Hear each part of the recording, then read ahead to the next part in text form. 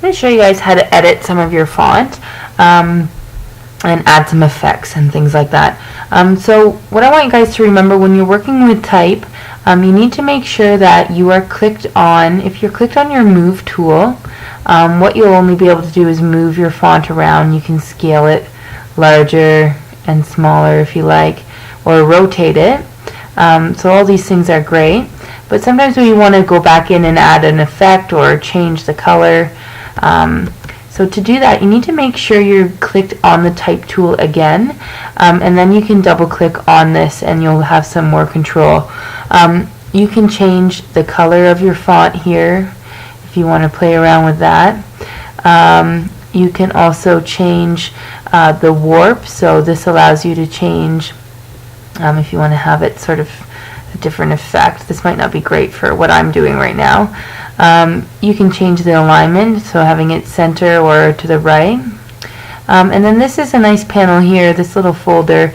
This lets you have some more control over some things like kerning and things.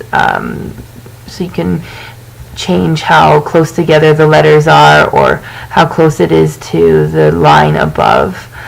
So all these things are sort of useful when you're trying to customize your font. So you can also use underlines or all caps, making it more bold. So this is how we do that from this having our font highlighted. Okay, so making sure that you're clicked on the T, and you come back in and we highlight the font to make it have some more control over it.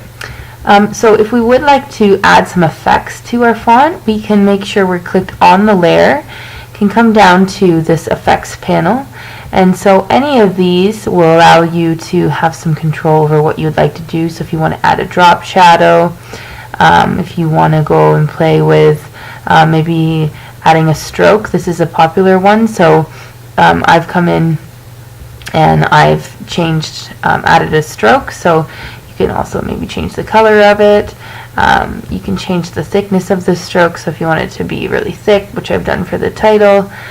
So all these things are available through the effects panel. You can add a texture, bevel, and emboss. All of these things are really nice sort of effects that you can do. Kind of like that. I'm going to leave that on.